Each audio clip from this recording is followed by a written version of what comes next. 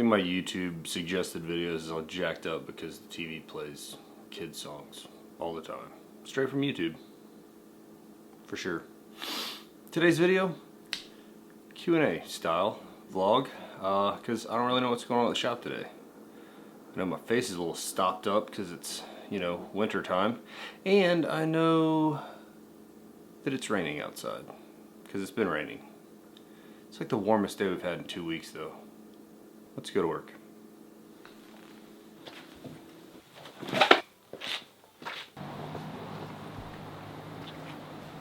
Yeah, so in case you guys hadn't figured it out, this is probably kind of a subscriber video because I'm answering questions from the Sena video, a couple from the Trike video, a couple of just in general questions about, well, things that people ask me that I felt like I should answer. But now that I'm at work, for those of you that don't know me, my name is John Maxwell. I'm a highly trained unprofessional right here at Chattahoochee Harley Davidson, and on this channel I bring you guys to work with me. So if you want to learn more about Harley Davidson, hit the subscribe button right now. Except in this video, that's probably not much to learn about Harley Davidson. Sometimes that's just how it goes though. It's rainy and miserable, and well, I don't know what the day brings, so maybe there will be something about Harley Davidson, I don't know.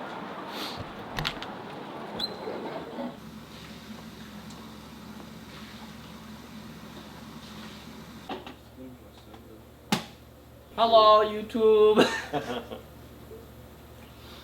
So that does bring me to my first question though. The highly trained unprofessional. People ask me all the time about that. This is just the most recent one I found that's right in this general region right here, probably. So I actually coined the term highly trained unprofessional in school, I think. And it might not have even been me. It might have been one of the other guys. We used to always joke about it because there was professionalism points at school as part of your grade. Well, I just, doesn't seem like this is loud enough. Yeah, it just seemed funny to be a bunch of misfits in school that were going to be professional. And it is true, there's a professionalism aspect to doing this and talking to customers, what you should say, shouldn't say, and doing the work correctly. And all that's professionalism, sure, but at the end of the day, in my own mind, professionals wear coats and ties and make a lot more money than I do here at the shop. Pretty much the highlight of the morning, I think, is going to be this pot of coffee that is currently brewing. I guess I actually haven't mentioned why I'm even making this video, and Travis is probably going to be a little sad about it too. Because see, I was going to do a bonus video on Sunday, partially to tell you guys Merry Christmas, because a lot of you guys were thoughtful enough to mention such things in the comments on the last video, and it dawned on me then that I don't have a video that I filmed recently. I filmed like 6 videos that were going to come out this month, and well, I went to edit this one about an air horn and how to wire up a relay or check a relay or whatever was kind of what you would get out of the video, because I try to do that most of the time, is give you guys some info and make it fun. And I went to edit the air horn video, and well, it sucked. I yeah, scrapped it. No! What? Travis was a major part of the air horn video. Not good enough for YouTube, apparently. Antonio been in the video, you posted it anyways. Well, Antonio is in the video, and there's a bunch of fan mail in the video, and that's how the whole thing started, so I do want to show parts of that video. So the premise to the air horn video is that I put it on my roll cart of all places because, well, you guys know Marty, and he scoots around in this wheelchair, and it makes this really lovely sound. So, hey John, are you filming? I was just wondering, is this a live video? Yeah. Am I going to be on TV? Son of a... So it just made sense to have a comeback to that. But in the video, and the reason why I want to show you at least some of it, is I did open a bunch of fan mail. The air horn is fan mail, as a matter of fact. So here's the highlights of that whole thing. Alright, this is only some of what I got here recently. It's in no specific order. And I really do appreciate you guys sending me fan mail, so I always want to like open it on camera and show off the cool stuff I get. But I don't want every video to have fan mail, so I kind of let it pile up, and it's gotten a little out of control. MC Apparel 5 or something, a t-shirt from Stage 4 MC Apparel. Thanks. Oh, this is fragile. We should be careful with it. Oh, this is also from Stage 4. Oh, you know I like a good coffee cup. Hells yeah. Clearly, I need to open this stuff more often. This is from Amazon Fulfillment Center. Huge fans of the channel. Are we gonna come back? Yeah, we're coming back. We didn't actually go anywhere. They just went somewhere. Okay, bye guys. I thought it was coffee when I shook this, but I think it's dark chocolate espresso beans. Boom, best by 10/23/2019. I'm really glad I opened this in time.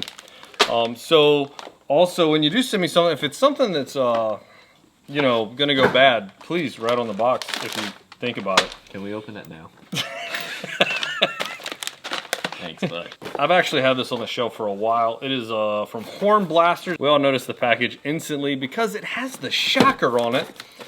I'll link it down in the description. Y'all are gonna hear it today. Well, I'm not actually gonna install it on a motorcycle. That's the horn in that package, and if I grab the right packages today, yeah, knife sharpener is what I need. Install harness. So they are sold separately. I'll link both of them together. So because it's been really slow in the shop though, it just made sense to do that, and it was fun, and me and Travis had a good time, but it didn't really translate to video very well, in my opinion. So that also apparently inspired Travis to work on his tool cart a little bit. And now he has underglow on his tool cart.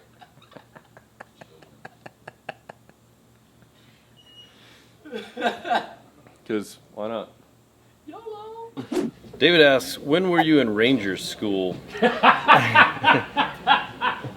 Why is that so funny? Jeez Louise. Can I explain myself here? So, a couple of people, Tim's laughing because he knows good and well I didn't go to Ranger school. David noticed that I got this Ranger tab in my area now. Well, it's fan mail, and fan mail, it's probably the hardest part to get used to. People just send me things because I help them in the decision to buy a bike. Like this guy, he bought a 2019 Fat Bob 114. Sweet bike. I get fan mail. I like to show it off. Sometimes it's stuff that is thoughtful, and I want to thank the person. I think it's a pound. Let's see. I know. That's Huh? Yeah, it's not gonna be for long, huh? Oh, net weight 2 pounds. I knew this was heavy. I found out that those came from Bill. I found the gift thing. Bill. Thanks, Bill. Bill, you're the man. I like Bill. Straight from Travis. Everybody likes Bill. Yeah, you're pretty much the Bill shop is favorite awesome, now. man. Sometimes it's stuff that you might want to research and figure out, like the time I got the Cafe Inner Vape stuff with a new vape in it. You know, if you're a vapor, that might be, you know, you get the idea. These new Softail horns are lame.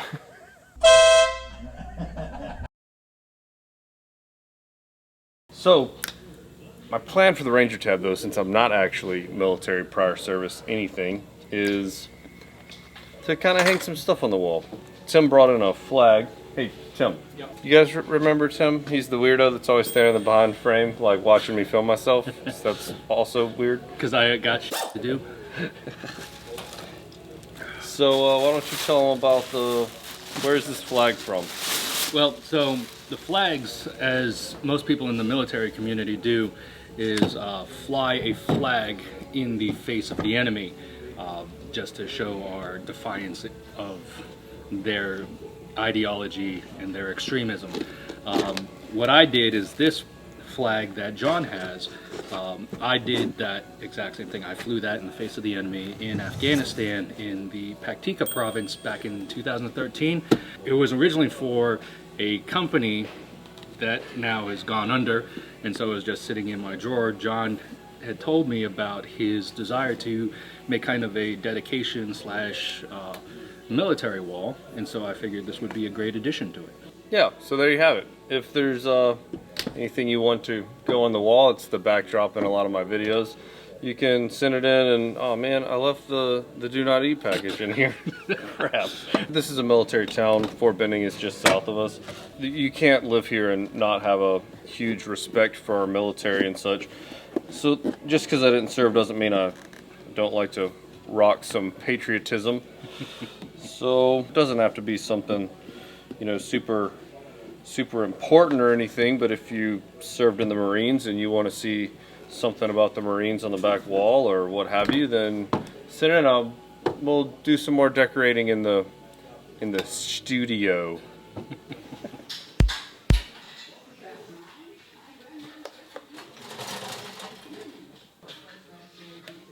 Feeling rough. Like really slowly cleaning my area. These rainy winter days suck. You know what else sucks? Gregory sucks. Yep, the whole YouTube comment section. Guess who that is? Interesting though, because Nick asks about an outtakes episode and what YouTubers I watch. Interesting because outtakes I've been putting outtakes at the end of every video for a couple of weeks now. I kind of like the way it's going. It's worth watching the end of the videos for sure, I think, anyway. The YouTubers that I watch, interestingly enough, part of why I'm even making this video is because I just watched Sarah Dici. She makes a lot of different content, a lot of tech reviews. She does vlogs some. With every YouTuber, you pick and choose what it is you want to watch. But I found her because she does the tech reviews, and I use a lot of equipment for this channel. So I need to know what it is that I should get, or what's the best way to spend my money and that kind of stuff. But she posted a video yesterday about losing subscribers. And it was interesting because I kind of, the whole idea behind what she was talking about is, you know, you get sucked into this, like making videos for what people want to watch. And you kind of forget to make videos that you want to make. And I'm still trying to kind of find that balance of like what I want to make versus what you guys might want to watch. Maybe I just want to make a video because I want to make a video. Interesting concept. But a lot of other YouTubers that I watch too are surprisingly not a lot of motorcycle channels, because I do a lot of motorcycles all the time. Obviously I watch Danny the Fireman, Viking Bird, Moto Noob Rider, and Blockhead. They're all in the WhatsApp group. I like to know what they're up to. I kind of know what they're doing behind the scenes, so then I like to know what the finished product looks like.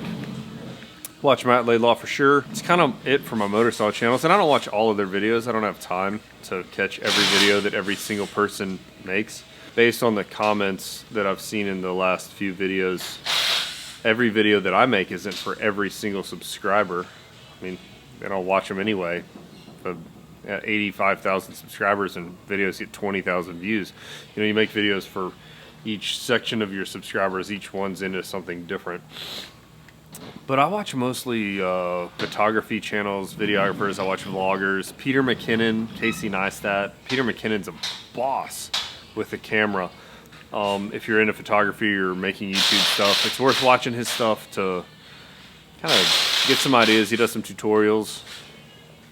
Trap's being really loud today. It's the only one working right now, actually. Yeah, those are some of the guys I watch. If you were looking for, you know, who you should watch, probably didn't answer your question very well. If you don't already know who the motorcycle channels that I mentioned, I mean, do you even watch my channel? I talk about those guys pretty regular, I think. Dude, YouTube is pretty much TV at my house, though. That's all it's ever running. Keith asks about bringing in my own Springer to do a front end service on it. I should do that. My Springer is actually an FX Springer, meaning it has a skinny front tire. We do have an FL Springer in the shop right now that's actually going to get a front end service. Hey Travis, when are you going to do the front end service? When I put it back together. You guys ask about stage 2 upgrades and stuff. Stage 2 is when you do cams in addition to the stage 1. Hey, turn your light on. It's so dark over here. Ta-da! I've actually filmed stage 2 2 different times. I scrap a lot of footage, actually, probably like half of what I filmed. Oh my god. That's a video worth taking notes for and like making sure all the information gets out there, because it can get really confusing really fast. Out of all the subscribers on the channel, everybody's kind of in a different place as to what they understand about motorcycles. It's when it gets hard to do like really technical videos, because then I might very well just end up with like 300 emails on what I meant when I said such and such. So it's hard to get it all together. You can keep working, Travis. I didn't mean to like stop you from working. You just don't know what you're doing now. You confused?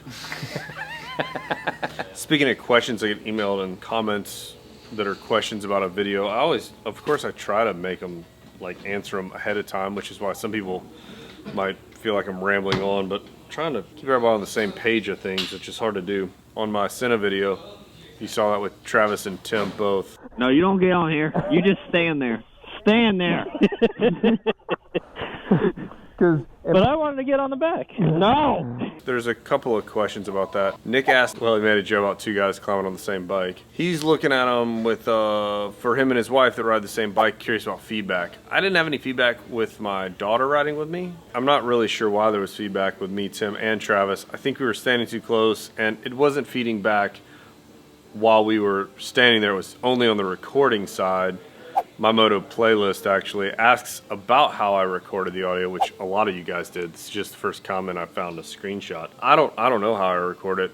Somebody else set my helmet up. I'm gonna leave that person's name out of here. But you can use an external recorder. Mine is recorded straight in the GoPro with a bunch of extra dongles and wires, and it makes the helmet really tight. There's a lot of videos on YouTube though on how to record Sena audio on your end. Generally people use external audio. It's all a matter of how much work you want to do in post. Michael mentions that his Sena doesn't recognize any voice commands and said that Sena Help isn't very helpful.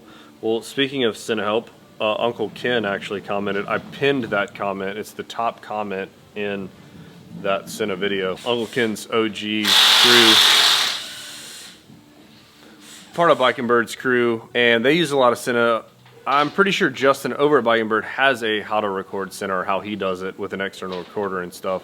But he linked a video to Sena. They have a really good YouTube channel. Obviously they know more than I do about it, how to do things with it, pair it as specifically as that video. But Michael mentioned about the voice to the voice commands. The microphone is on one part of the boom mic. So basically what I'm getting at is you can have that thing turned around the wrong way. So it's worth pulling the little windscreen off and actually looking at where your microphone is at. Might not be your problem, Michael, but it's worth checking out. The Trike video I shot, it was 2 or 3 weeks ago now. A common question on that video was about backing the Trike up. I didn't mention in the video, I didn't even think about it. The Trike does have reverse, so and it always has had the same electric starter motor to make it go backwards. I didn't mention it because it wasn't really new for 2019. It's the same thing that's always been there, and they're really expensive. It's not a great design. The gear drive is definitely better. If you follow me on Instagram or Facebook, you've seen Travis just installed one a few months ago.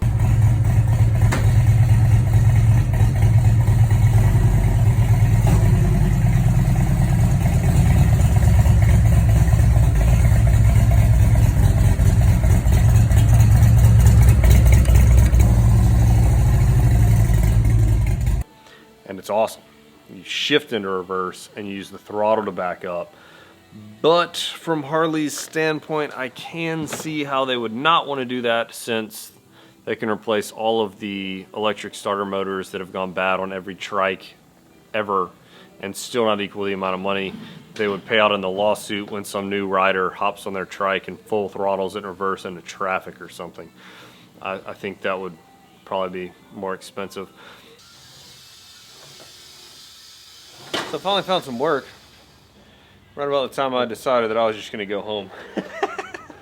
It's kind of how this time of year works, though. It's my lunch break, but if you only get to do one job a day, you just do that job whenever it comes in. I think this job might be a lost cause, though. It's been wrecked. I guess it's here for an oil change and to get some of the stuff fixed this time, and next time we'll do some more, or a little bit of work anyway.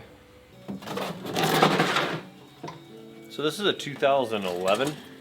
Has an ABS recall on it, except it doesn't have a recall on it. Apparently, because it's a salvage title, the recall's been canceled. I didn't know that was a thing. Got a fax into Harley Davidson about, you know, that it's a registered vehicle and we need to perform it. We'll see how that works out. Hopefully I have an answer before this video is over. Thought that was interesting though. I figured you guys might want to know that. Something to think about if you're buying a salvage titled motorcycle. Which, unless you're going to do your work yourself, by the way, it's not worth buying one. If you pay someone to fix the bike back to rideable, generally you're going to be in the hole. You should have just bought a new bike. In case you didn't already know that.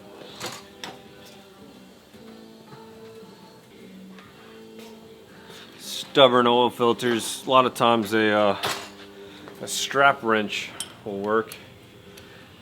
They make some other versions too, claws and stuff that do really well, but I just happen to own one of these.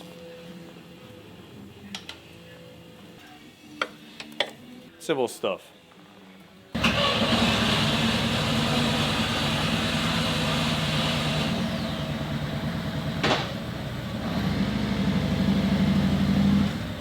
That's the Trike reverse in action right there. Sounds just like an electric motor running.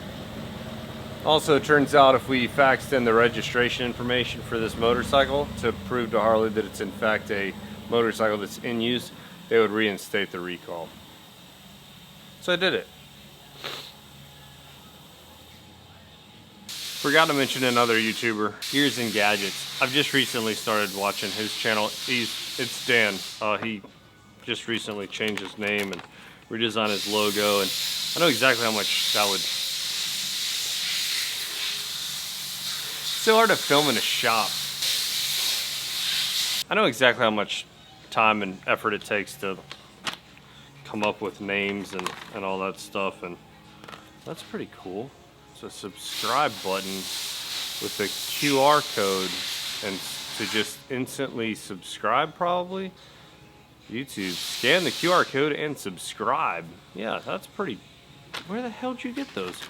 Anyway, it's a much smaller channel, but I know exactly how much effort it puts into coming up with ideas and just making it all happen behind the scenes that a lot of the viewers don't even realize. So we talked a little on Instagram. He wrote me a nice letter thanking me for taking the time to talk, which at the end of, I'm just a regular dude. I'm not some important guy or anything, but I'm a busy guy, and he appreciates that I took the time. So that's thanks for acknowledging how busy we all are, you yourself too. So thanks, man. But on that note, the recall's done. I'm pretty sure I'm forgetting some stuff that I wanted to talk about in this video, but quite frankly, I feel like crap. I think I'm gonna take a nap now. But like I said, I just want to kind of make a video to talk to you guys a little bit, not just a how-to or whatever video, normal stuff. Just want to talk to the subscribers, if you will. Anyway, Merry Christmas, guys, and this video, like, dirty thumbs up. Catch you guys in the next one.